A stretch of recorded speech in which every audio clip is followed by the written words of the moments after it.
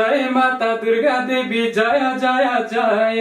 यसपालिको दसैँ तिहार रहोस् मङ्गलमय।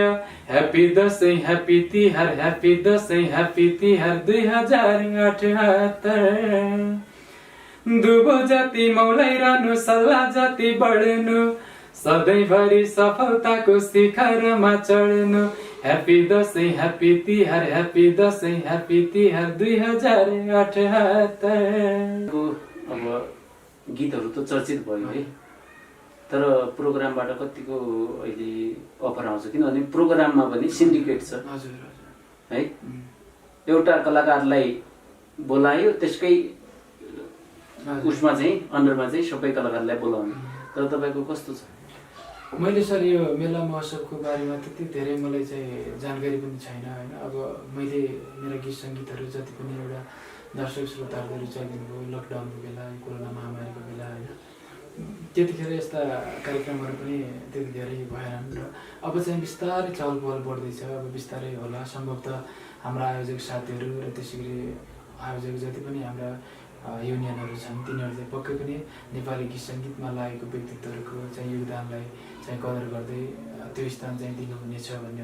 फुलिग्यो लागिग्यो बसन्त ऋतु प्याउली फुल फुलिग्यो परदेशी भुलिग्यो जन्म्या थली बाबा आमा परदेशी भुलिग्यो परदेशी भुलिग्यो जन्म्या थली बाबा आमा परदेशी भुलिग्यो।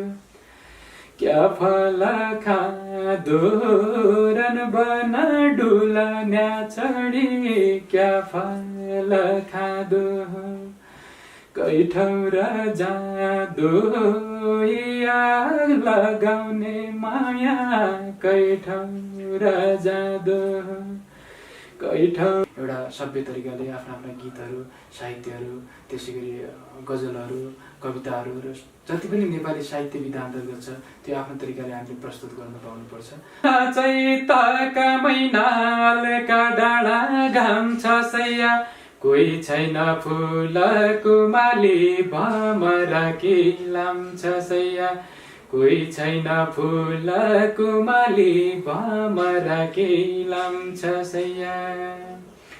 झुला सेरा धान रोप्याको नासुक पानी माझीलाई तपाईँले अब स्टुडियोमा गाउँदाखेरि हामीले विष्णु माझीसँग जुन सिङ्गरले पनि गाउँदाखेरि हामीले देखेनौँ।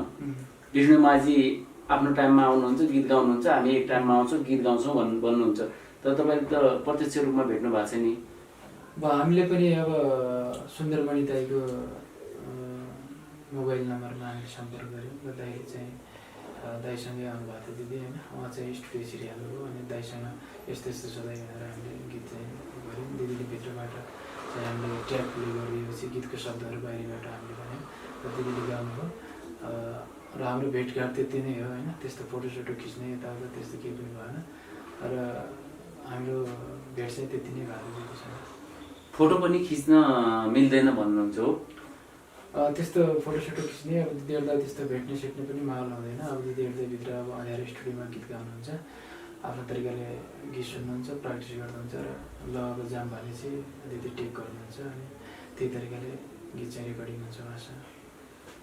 यो एकदमै सत्य कुरा हो, अहिलेको तितो यथार्थ पनि हो यो। विशेष त अब अहिलेको टेक्नोलोजीले धेरै माथि धेरै फड्को मारिसकेको छ।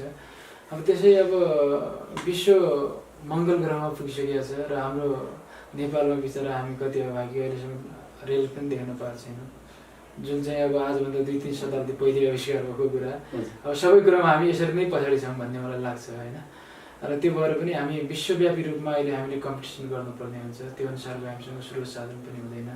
त्यसै गरी हाम्रो देशमा सिस्टम पनि छैन, एउटा सिस्टम नभएको कारणले गर्दाखेरि धेरै गाह्रो छ र सम्भवतः हाम्रो जति पनि चाहिँ यो सम्बन्धित क्षेत्रमा गीत सङ्गीतलाई चाहिँ कसरी अगाडि बढाउने, नेपाली भाषा साहित्यलाई कसरी चाहिँ एउटा विश्व सामु हामी नेपाली, हाम्रो नेपाली यस्तो छ, गीत यस्तो, हाम्रो कला यस्तो छ भनेर कसरी चिनाउने भन्ने विषयमा सरकारी तौरबाट पनि केही ठोस कदमहरू चालिनु पर्दछ।